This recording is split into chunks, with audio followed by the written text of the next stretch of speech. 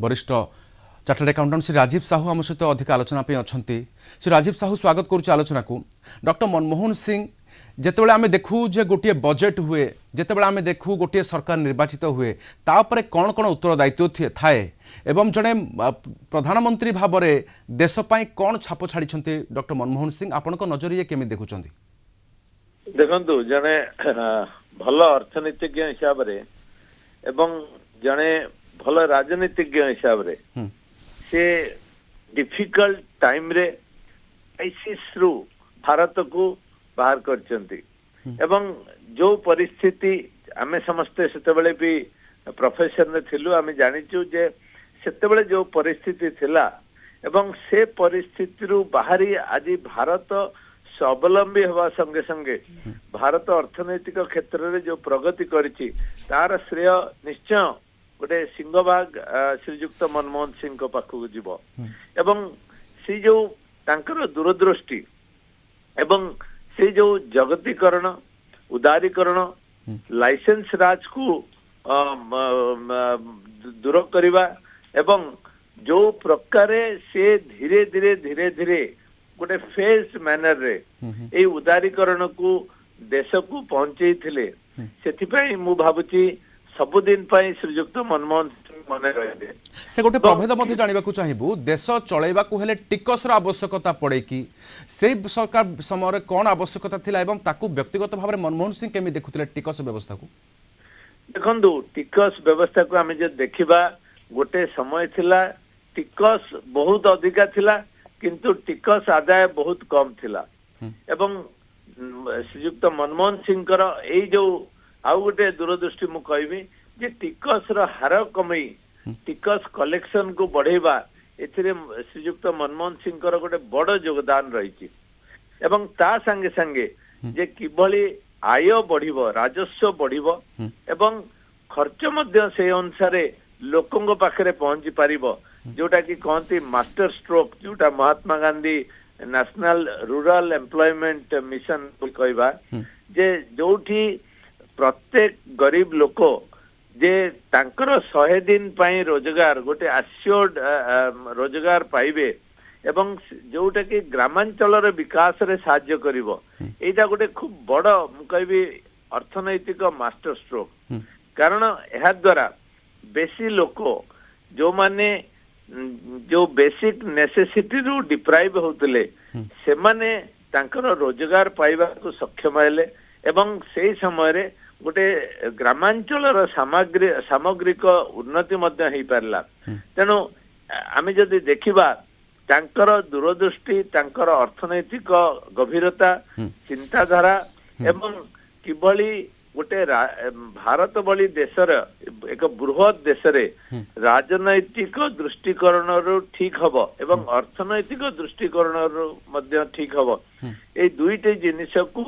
गोटे बैलेंस करके किभली भाव में अर्थनीति को आगु को नहीं हबो एवं जो थे समस्ते एथिरे बेनिफिटेड हेबे सेथिरे धनी माने मध्य अधिक रोजगार करिया पे सक्षम हेबे वेल्थ क्रिएशन हो पारिबो एवं जो गरीब लोक माने अछंती तांकर मानरे किभली उन्नति आसी पारिबो एवं आउ गोटे दिग जोटा कि ट्रांसपेरेंसी कारण आपण जानि छंती जे समाज रे गोटे ट्रांसपेरेंसी निहाती दरकार एवं जो राइट टू इन्फॉर्मेशन जे कोनसी गरीब लोक से तार जो इन्फॉर्मेशन दरकार सरकार जो प्रकार तांकर डिसीजन नौचंती एवं सेथिरु किभली भाव रे इन्फॉर्मेशन पाई परिबे एवं सबु राज्य रे इन्फॉर्मेशन कमिशन रे बसिबो देश रे मध्य सेंट्रल गवर्नमेंट तरफ रो बसिबो सेटा मध्य श्रीजुक्त मनमोहन सिंह सर आ गोटे कथा मध्ये आपण उल्लेख करथिबे निश्चय जे वर्तमान आज पर्यंत जेते सब प्रधानमंत्री भारत रे मध्ये दायित्व लेचंते तांको भितरे कॉम्बिनेशन डॉक्टर मनमोहन सिंह को केमिति थिला पूर्वरु आरबीआई गवर्नर दायित्व संभाळिथिले अर्थशास्त्री भाबरे अर्थ मंत्रालय मध्ये दायित्व तुलाइछंती अर्थशास्त्री मध्ये जणे एवं तापरे मध्ये प्रधानमंत्री दायित्व तुलाइछंती ये केमि देखंती आपण देखंतु से जदियो जणे ग्रास रूट राजनैतिक नेता नथिले किंतु